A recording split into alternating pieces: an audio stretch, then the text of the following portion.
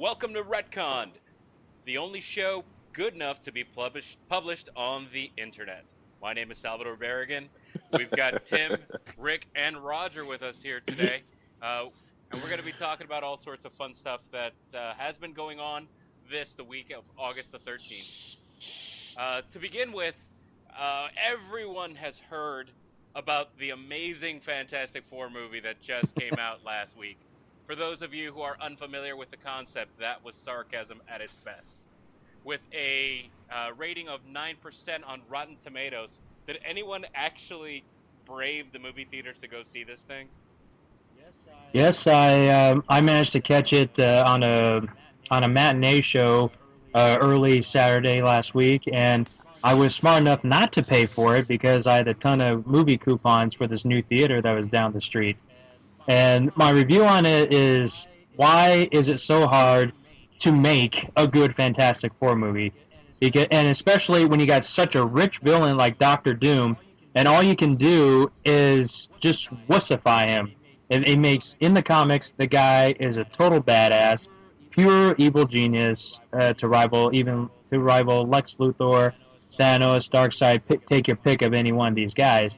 And yet, at the end of this movie, at the end of all these movies, he's so easily defeatable. Like, just knock him off the knock him off the Silver Surfer surfboard. You just wrap him up in some kind of metal container at the end of the first one, and I don't even know what sense that made. And one of you guys brought it up last week. It's like they've made this movie, and then all of a sudden they remembered, oh, we got to have a fight at the end, and that's when you actually see their powers, and then Doom is just defeated, and it's just so upsetting. I wouldn't even recommend watching it on TBS. Just change the channel. This is actually going to go down in history, just like Batman and Robin. Oh, wow. That's pretty bad if I can't watch it on network TV when, it's playing and I have to hear the censored version or whatever. And see, I just don't want to upset I just don't want anybody upset that when they watch this and they just have to run to the bathroom and puke. I think we can all agree, though, that the reality of it is I don't know if it's necessarily hard to make a Fantastic Four movie. More or less, this was just the studio basically renewing and stamping their papers to renew the rights to hold the Fantastic Four franchise out of Marvel's control. But there wasn't, you spend $100 million on that, and it would at least think they would come up with something good with all that money instead of making it just to make it. You know what I mean? Do you think one of the biggest things I've heard about it is that basically Josh Trank had a take on it. It wasn't so much that he was trying to make a traditional Fantastic Four movie. He wanted to have a specific sci-fi take on it. Do you at least think that take could have worked? Because if I'm not mistaken, the night that we recorded last week, he came out on Twitter either on Wednesday night or Thursday morning and basically disowned the movie.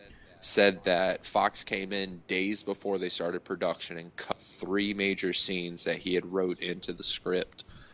And then when it came to the editing bay, literally just locked the door and looked at him through a little window and just waved at him and told him that he had no editing power over the movie that he had just filmed. Do you think the concept could have at least worked? Well, I'd have to see what his idea was. I mean, has he said what scenes they were, what specifically was cut? Maybe that would have made it cooler. He just said it was 3 very specific scenes that he felt made his movie. I think 1 or 2 of them were fight scenes, and then one of them was a character development scene. I could be completely wrong on that. But is there anything that could have been added to the movie that would have saved it, or was it just lost? It was too well. There was no structure to it. Even as a movie, there was just no structure to it. It's like all right, we're setting up. Oh, these two fall in love. Oh, they go through this and get their powers, and there's not even a good demonstration of their powers that wasn't as good as the first one. We at least got to, after they got their powers, we got to see them like mess with each other a little bit. We saw Mr. Fantastic like stretch his skin to shave. We saw Invisible Girl turning invisible to get away from the mob, and Johnny doing stunts, as the Torch. But they're like in this one, it just wasn't there. Like, and you didn't feel the camaraderie of the Fantastic Four. You didn't buy into it, man. From what I understand, Sue didn't even go on the trip that turns them into the Fantastic Four. She actually is like at home working the computers or something. I kind of felt like that was kind of a low blow to a major Marvel female character. Absolutely, yeah. It was they go to this planet, and like this, without trying to give too much away, but it probably doesn't matter since no one's going to see it anyway.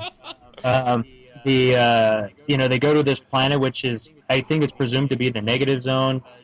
Doom causes some kind of big disturbance to where like the energies like hit everybody, and Ben gets rocks in his tube, so of course he turns to the Thing. Um, Reed is attached to like rubber in his suit or something like that. Some fire hits Johnny, and then Sue's on the other, in our world, in our dimension, and she's like working on the computer to bring him back, and you know s- something happens where she gets affected with the Force too, so she like turns invisible. It wasn't good. Well, with this movie doing what, only like 26 million in its opening weekend, it's gonna be hard for Fox to recoup its money, and they're gonna want to recoup their money when this thing hits DVD. Is there anything that could convince you to buy this movie when it hits? No. Stock. You give me Fox. You give me stock in Fox when the price is low enough, so I can vote the boards off. I was like, okay, they're financing $100 million film just to make 26 million. Not a good stock investment. Well, I guess if it's free stock, it's free money, which is what. You just kept asking for more toilet paper.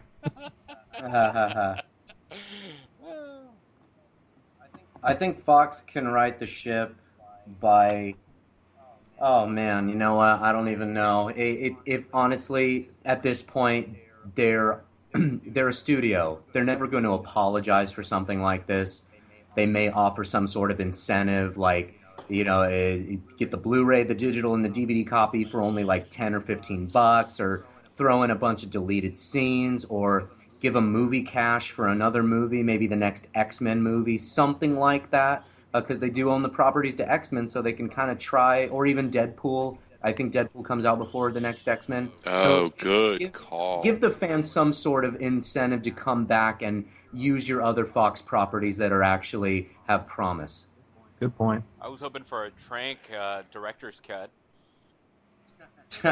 It sounds And like that's not even a possibility at this point. well, yeah, he burned some bridges hard, but then it's easy for any Yeah. director to say, "Well, it was out of my hands. I made an amazing movie that would have won Oscars, but no one's ever gonna see it." I think that if this Twitter feud, use it, build up energy behind it, and say, you know what, we made a Fantastic Four film. It only got 9% on Rotten Tomatoes. Let's see what Trank's version would have done. Let it come out and let the fans decide how good it is. I'm But surprised he didn't Alan Smithy it. Given how much he wanted to distance himself from it. but with them having cut, not even let him film his script, I wonder if he would even be invested in doing that. It he didn't even get to film his version of what he wrote. I think it would be interesting just to let him do it, let him eat crow or let him, crow about how he could have done this amazing film, and then let Fox let him do it. Be like, all right, you said you were cut out of the editing room. You have free reign. Make the film. Do you think they can save the franchise by intermixing it with the X-Men? That'd be fun. I would not be opposed to a Interesting. Fantastic Four X-Men crossover film, but you'd still need to figure out what universes we're talking about here. Right. Because we don't have a good, solid Fantastic Four universe to really mix in with the X-Men, and the X-Men have a solid base. Days of Future Past, as much as I know that you're not a fan of it, Tim, I thought was an amazing film, and it completely retconned the third movie, which let's be honest, is the best thing about Days of Future Past. I remember that was your best argument, and it's really hard to argue against that. Yes. Bryan Singer definitely righted the ship when it came to the X-Men franchise, and again, if it's one thing he knows how to do, it's X-Men, and it got just phenomenal reviews. It was very well received to general audiences. So you accompany that with the next Wolverine movie and maybe sprinkle in some Fantastic Four characters here and there. You can somewhat salvage that franchise, and maybe within the next 5 or 6 years, try to come up with something else. Is Apocalypse not his last X-Men movie, though? I'm not sure on that. Well, You mean the one that Bryan Singer is going to direct? Is this his last directorial realm on the X-Men? Yeah, I feel like he's washing his hands of it after this. Well, he did that with X-Men United, and 10 years later, he's back? Yeah, you true. know when they show up to your house with a dump truck full of money. Yeah. What are you gonna do? You beat me to it. The old dump truck full of money. Yeah, they're not made of stone. So seeing how this went, though, what, just a percentage, all four of us, what are the percentages you think that Fox just drops it and pulls a Sony Spider-Man situation with Disney and gives it back to Marvel? I think they're probably still, like Rick said earlier, they're a studio. They're not going to admit to any failures. They might still be a little stubborn to give it up, and who knows what the relationship is exactly between Fox and Marvel right now, but maybe in a few months or maybe sometime next year we'll see some calming down, and maybe they'll see hopefully they'll see the error of their ways, so to speak, and just sell it back to Marvel. I'm going 20%. To reiterate what I said, they're going to sprinkle characters in their remaining properties, and they're going to move on.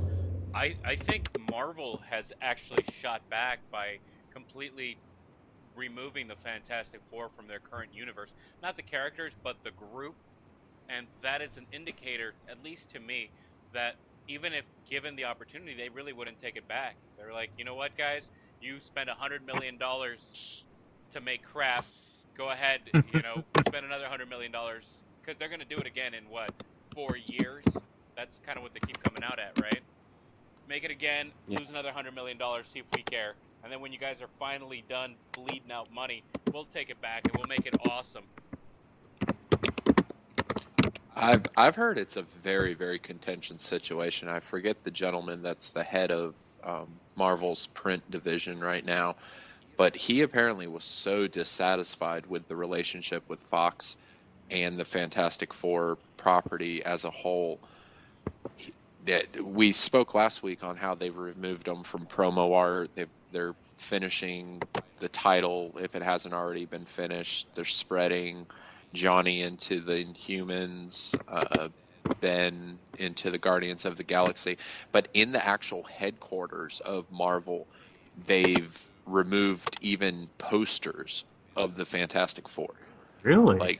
Just like if you're walking down the hall, they would have posters of these Stan Lee cornerstone characters that him and Jack Kirby basically created, and he's had them pulled down so that even just secretaries don't have to look at him. That's how aggravated he is at this relationship. So Sal, you might actually 100% be onto something. Woot!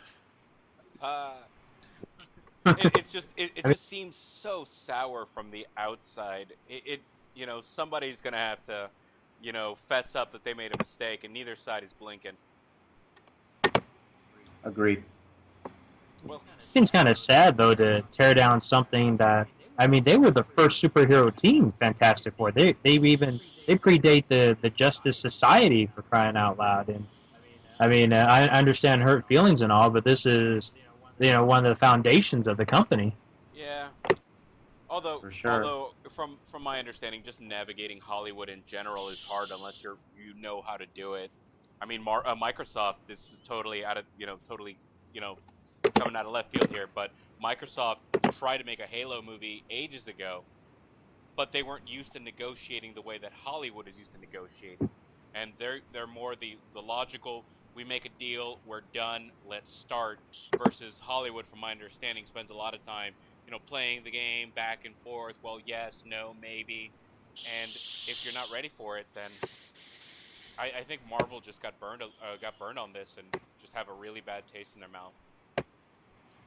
I also think it's kind of funny that Marvel is forgetting that they basically owe their continued existence from the early 90s basically to selling the rights to these movies. In the late 80s, early 90s, Marvel was way down on their luck. I mean, they were not selling comic books. Nobody was making these movies.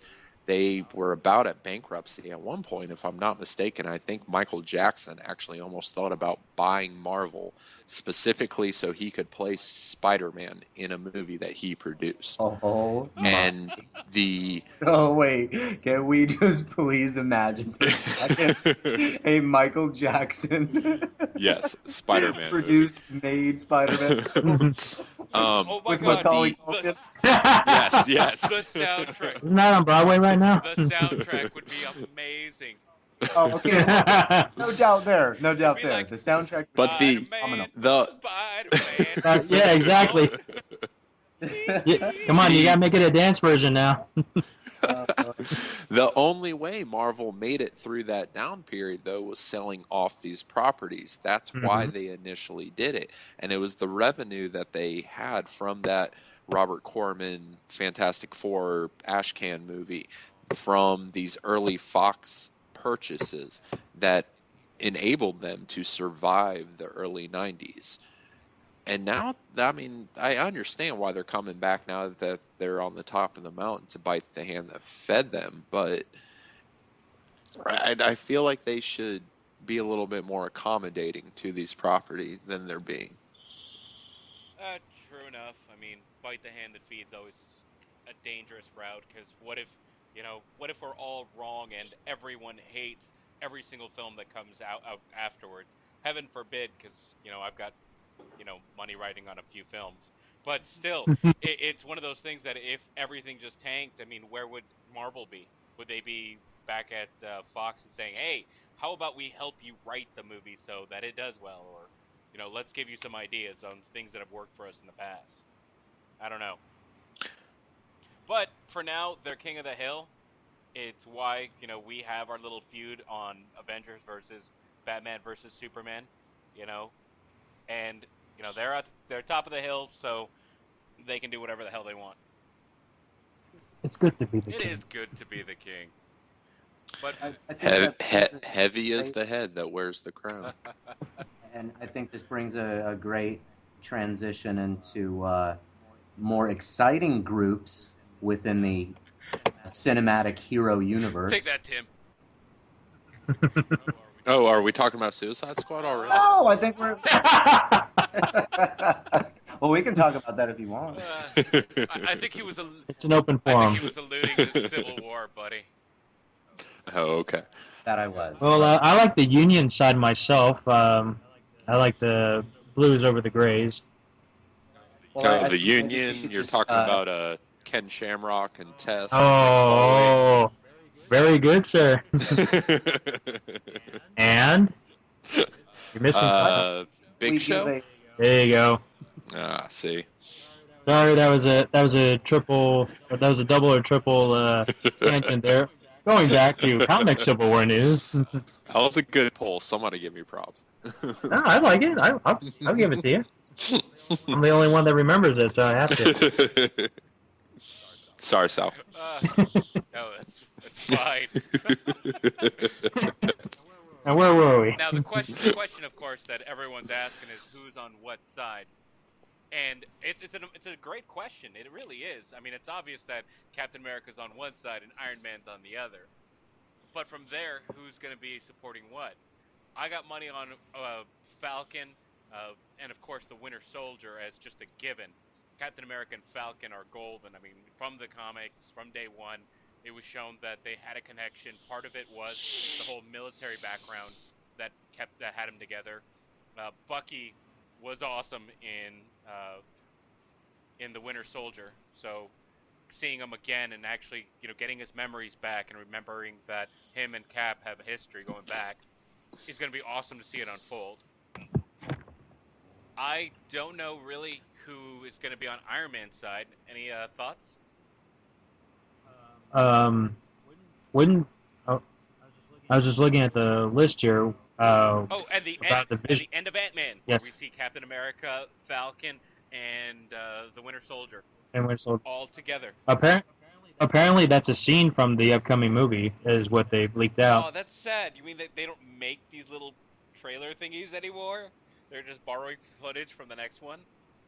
They're just splicing it all together. Pretty soon there'll be 5 minutes and you've seen the whole movie. I want to know how the hell they got Bucky's arm in a vice.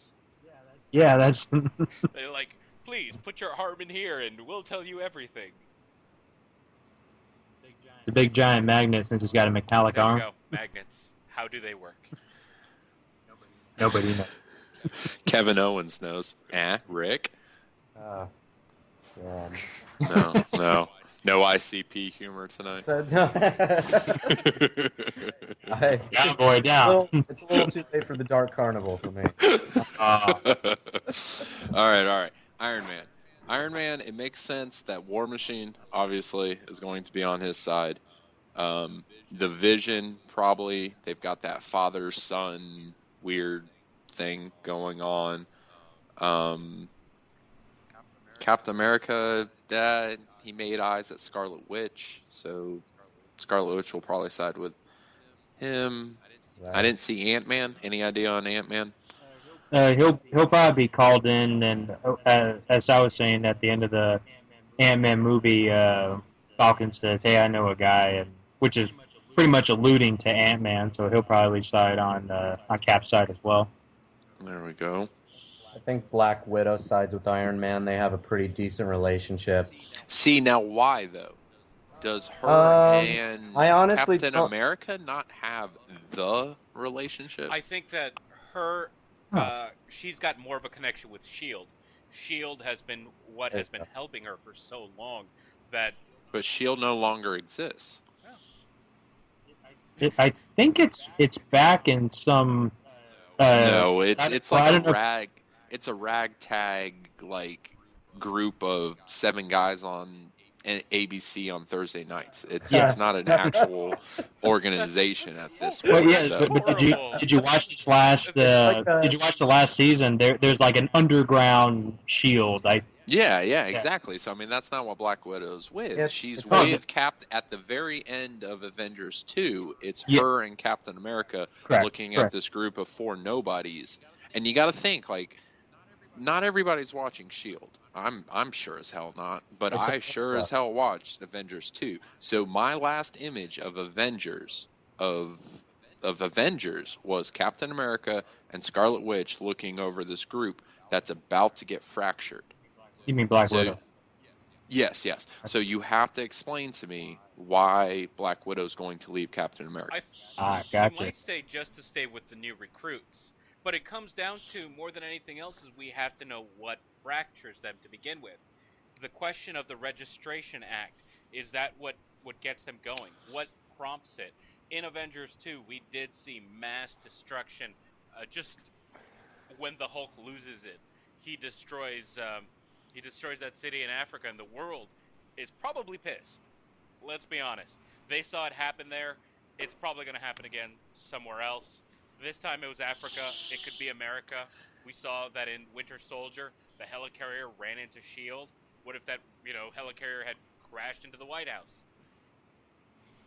Yeah, maybe she's seen enough's enough. Like, she's been a secret agent herself, assassin, most of her life, and she sees firsthand how out of control these people with above average talents, powers, etc., what have you, can be. And if the whole adage of if the power goes into the wrong hands, we're all screwed and effed. So maybe that's kind of approach to where no, maybe everybody should be registered. The world should know if you are a what do we call them now? A superhero or a hero or something like that. So do you think she could almost play the human? Because I mean, let's face it, she's basically the only Avenger without an actual superpower. Hawkeye. Now Yeah, good point. Hawkeye. Now, is Hawkeye not rumored to be on Captain America's side? Which does He is that not because- make the most amount of sense, though, given his storyline in Captain America His 2? storyline, I course. figured it would be reversed with the Widow. I figured the Widow would be more on Cap's side and Hawkeye on Iron Man's side, only because he has always been with Shield and they've protected his identity. So it would make sense if he said, "Hey, I've worked with Shield or whatever organization is currently overseeing everybody, and they've done good by me and my family, so I'm gonna stick with them." He's got a good thing going. That's We a good saw that point. he had a family and he had a farm, and not even the other Avengers knew about this, with the exception of Widow. True, But he now- was very, very proud of the fact that it had been kept a secret. The Registration Act would supposedly keep it a secret still. Only top-level officials in the government, at least, would know it, or whatever world organization is in charge of it, would know who these people are. And the whole idea would be that we would train them so that we don't have mishaps happen out in the field where, human lives or innocents are lost. All right, well, given that S.H.I.E.L.D. is in shambles, maybe he just doesn't trust it then. True enough, Hydra's proven that they can get in anywhere. I mean, if Hydra could do it, who else could get into it? Mm-hmm.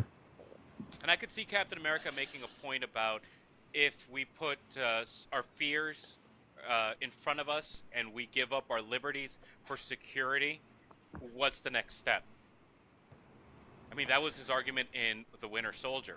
It's like, where does it stop? How much are you going to give up for fear? Right. I never would have put Captain America as a Democrat.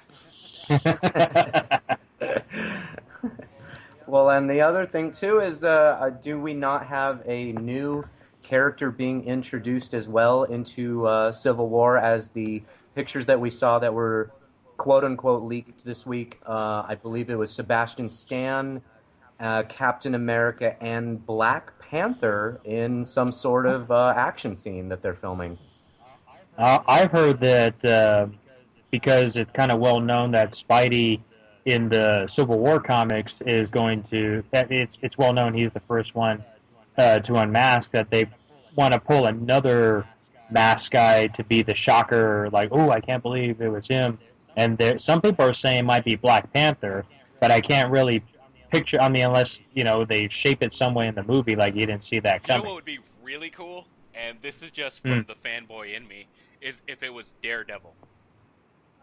Oh, that would be Ooh, awesome. ooh, now you're There's talking. a character that, they've built up so well in the Netflix series. Just amazingly. Mhm. And he's hidden. He definitely has to keep his face hidden. Although there is that legal technicality that if he ever does reveal his face, every single person he's ever put away goes right back out on the streets. That's just the Yeah, he's a challenge of lawyer. it. He's just got to He's a catch him lawyer. again. It's like playing the Yeah. video game for the second time. on hard mode now. Yeah, next level now. Now they're gunning Well- for instead of the other way around. If I'm not mistaken, there's a rumor out there that's basically stating that the catalyst to the Registration Act is going to be some sort of fight scene between Well, that involves Crossbones, Scarlet Witch, and Captain America. Captain America and Scarlet Witch will be attempting to apprehend Crossbones, who is wearing some sort of suicide vest or bomb or something. They make it known to the heroes. The heroes realize the danger that this implies. Scarlet Witch uses her powers to attempt to levitate him or remove him from a danger zone, and the blast cannot be contained and destroys something, harms civilians, and this is so at least they're building. It's going to build on top of this thing that Hulk did, etc., etc. I just wonder how is this going to lead to Black Panther being the one that unmasks? How is this entire situation going to be the shocker that the king of an African nation, Wakanda. yes, that Say it we've with us, barely, Wakanda.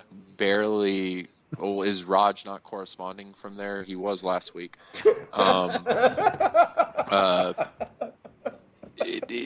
Is it going to be that much of a shocker? Is it going to be that much of a because when Spider-Man did it, it literally changed Marvel Comics. Now, of course, they retconned it and fixed everything after that. But what's the punch? And if I'm not mistaken, is there not something about Winter Soldier having killed his father? And that's part, I've that's heard rumors part of of that. the reason he's coming into this universe. Yeah, that would be cool, and it's rumored that apparently he's the one who took out Tony's dad as well. Oh, really? Remember Black Widow talks about the one person she couldn't save? That the Winter Soldier took a bullet, shot his mark through her.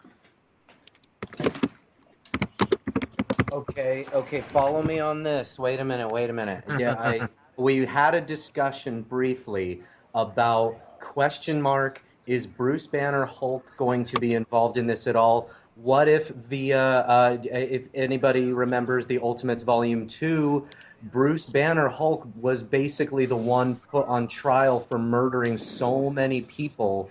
Maybe if you tie it or connect it in some sort of way where he's kind of the one that comes in at the very last second and reveals himself as the Hulk and kind of just takes the bullet for everybody. So he'll like show up and Hulk out and revert back to form, kind of Well, thing. technically, it was Captain America. Oh no, who not took the necessarily. Not necessarily him actually hulking out, but just admitting that that green giant thing that has been messing things up here and there lately. That's me. I don't know, just a thought. I just finished Volume 2, so it's fresh on my mind. Yeah. Well, I haven't read it, so I can't comment on that. But that I can picture it on film, and that looks pretty. And I can picture it looking pretty cool. it'd be an awesome reveal. Spider-Man's just too fresh, and I don't see it having the impact. Agreed. So, like I said, the fan theory that would be amazing if we saw it would be Daredevil, but it would throw everything off for the Netflix storyline that they're doing. So it'd have to be one of them. Black Panther is really good friends with Captain America. At least in the Ultimates universe, they ended up being good friends, and they understood each other. I liked that. I thought it was a good character development between them both. But if they put him on Robert Downey Jr.'s side, on the whole Iron Man side, then it'd be one of those, they meet, they fight, and then they realize they have so much more in common. Which, I'm sorry, I'm so tired of that cliche. I'm ready to move on. Right. And I'm excited. I don't know if you guys have seen the pictures this week, but his suit looks pretty cool. You really think so? I think so. I thought it was all right. From the concept art, comparing it to what actually I saw, I liked it. I think it's one of those. Did you guys please don't comment on this other than what I need you to comment on? Did you guys see the Deadshot stuff with him rappelling down the side of the building and how weird it looked just seeing him in the middle of the day doing that? No, No, I haven't. I feel like that's part of my problem with this Black Panther because I can't imagine they're actually going to have him in the middle of the day on the side of this building. It's gonna eventually get superimposed on something, but seeing him just like casually there with the stunt coordinator, it just looked so awkward. But I'm sure it's going to come across Dude, better. Adam. But I was a little, I don't know, I felt it was a little lackluster for what I thought because I thought the concept art looked amazing. I'll yeah. be honest, Adam West could do that. So, Oh. yeah, if the West men can do it, yeah, let's let the Black Adam Panther have a little bit West. of little room to wiggle around with that whole area. Pure West. Peter, Pure West, yeah. He didn't need molded plastic. no one messes with Adam Wee. So, Timmy, I know that last week you had the most amazing time seeing the studio execs give a standing ovation to Batman versus Superman. Without being too graphic, did you touch yourself? Uh, yes, yes. How many towels did it take? Now that, They're God. they're. It was a 24 pack a day bounty. Absolutely. I was like, you're the line, Roger, and I don't want to read too much into it. I know I sent you guys a text about it, and everybody had, amazingly supportive stuff to say back to me about it. Obviously, if somebody is sinking this sort of money into a movie and they see an early cut of a film, they're going to want to support it, even if they have their own doubts about it. But, I feel like the more telling signs that are coming out of this, and this is why I've had no problem sinking my entire belief into the success of this movie, is that they've given Ben Affleck an extension and a larger contract on top of what he already had, and they have basically said they're going to reorganize the DCU universe around Batman. Which, I mean, honestly, did we not all see that coming to begin with? I'm going to join. It just makes sense. I'm going to join your side, and all joking aside, when we have our texting conversations, Tim, I agree. I think the stars are aligned for the DC universe, especially Batman versus Superman. This is a storyline that has been always in the comics, but we've never ever really truly seen this awesome, epically heroic, gritty, realistic fight between Batman versus Superman. This is something that everybody has wanted to see for a long time. It's going to happen. It looks above average. And yes, you're right. I agree. When you're part of the studio and you want to support it, but actually giving it a standing ovation, I really do think that says something. It's definitely within the realm of making $2 billion. I am right there with you, seriously. And the fact that they are giving Ben Affleck a 3-picture deal after that is definitely a good sign. And I think it's also just the pure magic of Ben Affleck banging the babysitter. That's just pure hot Armenian magic right there. That's just what he was missing from his career, right? Just say, hey, look. But no, all joking aside, I think, again, the stars are aligned for this movie to make a ton of money. I know I texted it to you guys earlier this week. I am telling you, I feel in the bottom corners of my soul that there is a small swinging of the pendulum going away from not so much Guardians of the Galaxy's humor, because I feel like they've carved out their own niche, even within the MCU. But people are going to want to start to see comic book characters act like real comic book characters. You do not always have this humor involved in the comic books that the MCU employs. It's there, but not not in the spades that they're using in the Tony Stark Captain America woodcutting scene. If DCU is really going to stick to this no joke initiative that they are doing and just go that, even past that proto Chris Nolan gritty, just super seriousness, and just take this super serious, they're going to find a market for it. And it's not just going to be in America, it's going to be worldwide. I think you're still going a little too far with it. And when it comes out that it's all gritty and dark, and people are gonna be like, "Hey, that wasn't as much fun as I thought it was going to be," I think the numbers are gonna prove that. I personally feel that I'm burned out of gritty. I'm tired of gritty. I'm seeing gritty everywhere. Where in comic book movies is there gritty anymore? We talked about Daredevil. Daredevil is in general, and this is where I was talking about it previously with you guys about getting burned out on superhero films. If we're seeing superheroes and they're all getting gritty, and let's talk about some of the gritty movies that have come back. I mean, we've seen all those fairy tale movies that have been all gritty. That has been the new thing to do. Take a beloved character. Hey, Cinderella was amazing. Okay.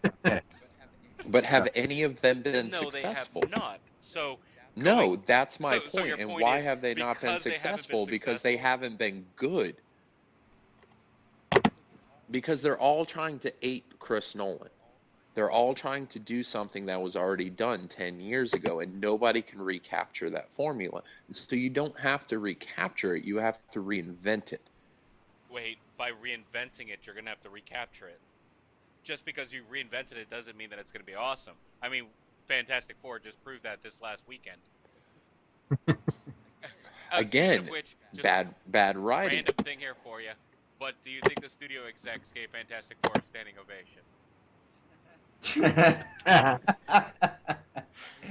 Maybe they mistook that for a sarcastic clap.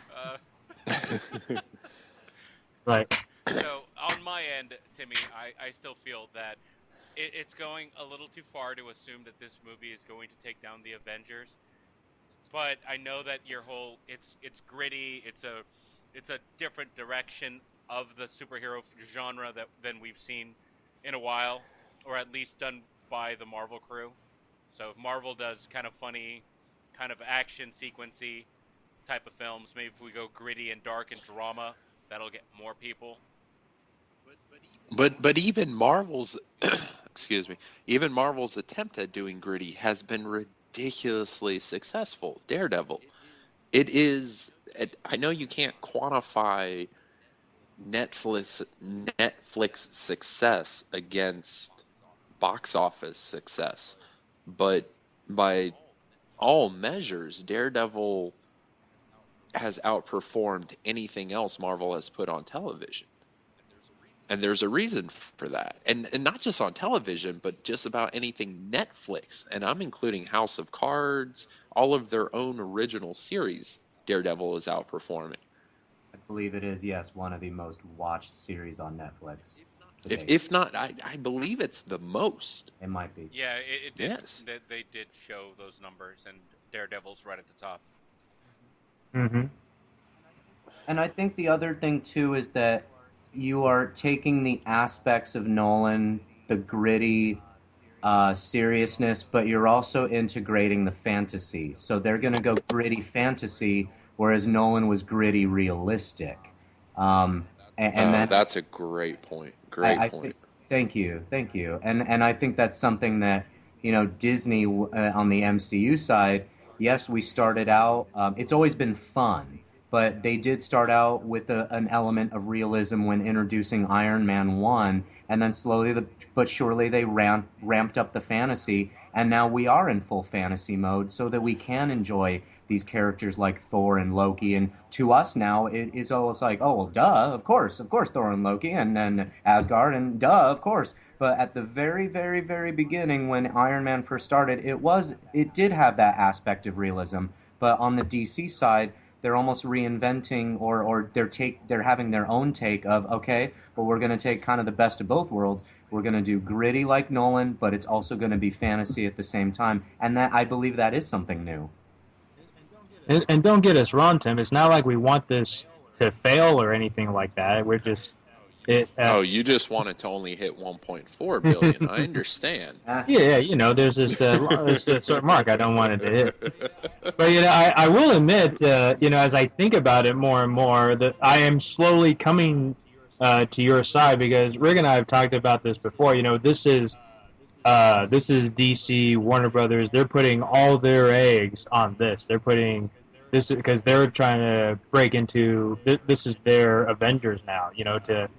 To move into a Justice Et League. tu, Brute. So I'm I'm just saying. I see what you did there. That was good. There you go. But what was I saying? Oh yeah, but yeah, the more I think about it, yeah, they are putting all their cards on this, or so if they're gonna be that much behind it, it could explode. It will. You're all wrong, and I'm going to be right, and I'm going to enjoy all of your monies. I haven't said I was putting my money on the other side yet. I've still got my money on Avengers still coming out on top, but it's hard to deny that this won't make some real significant impact. I say we get Vegas odds. Absolutely. Let's do I'll it. let you know next week. It'd be awesome. Well, I'm going to go right into something that we've been talking about, or at least I've been kicking around in my own head for a little bit, and kind of wanted to throw it out there to you guys. But it's the question of new people who are getting into the things that we love. So specifically, I started thinking about women who are getting into comic books, who are getting into video games, and then I realized that it is more than just women. It's just new people in general who are trying to get into these hobbies. And let's be honest, I know for a fact that whenever we start talking about comic books and video games, I can list my nerd cred better than almost anyone else. I mean, like, first thing I do is like, look, I've got a Captain America tattoo. Let me see where your nerd tattoo is. I mean, like, I've been going to Comic-Con for years, with a press pass. How many times have you gone to Comic-Con with a press pass? It's like, I've got nerd cred. So believe me, I'm very familiar with the hierarchy of nerddom and where I fall into it. But the thing is that with with the success of these movies, we're seeing that women and other people who normally wouldn't be into comic books are now taking an interest into it, which is amazing because it just means that more money is going to go into the hobby that we love. This means that our hobbies will be better funded so that we can see amazing things like Batman versus Superman, the next Avengers movie, where we see Guardians of the Galaxy, where we go into the magic realm of Doctor Strange. There's so many different directions that they could go to now with the fact that they have the money and they know they have an audience that will support these different endeavors of theirs. So for me, really having these new people come into the genre is something that we should be applauding and that we should be allowing them to enjoy with us. So with that, we've got to understand that we really, as nerds, aren't always the most inviting. In fact, I've been told that nerds are actually kind of mean people, only because if you can't prove that you've got the nerd cred, most people will dismiss you. And I'm just bringing out a general call to everyone that if we accept these people and understand that they have a different perspective or they're just getting into it, let's let them. Let's invite them into our groups. Let's teach them a few things that we know that would be interesting to them. Point them to some comics that you like.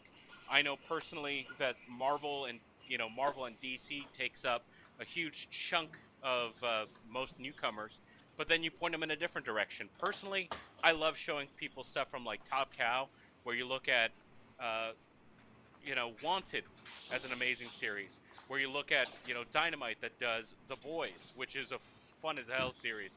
If you haven't read that, I always recommend it. You know, there's a lot of fun stuff out there, and just, we can get more and more people into it. Just makes what we do more out there. And I'm just saying to everyone, just let's be more accepting of these people, and let's let that whole comic book store guy image just fade away as just a caricature of a day gone by. That's my 2 cents on the topic. But with that in mind, this week's picks. Guys, let's start with you, Roger. What did you see this week that you'd recommend to anyone out there?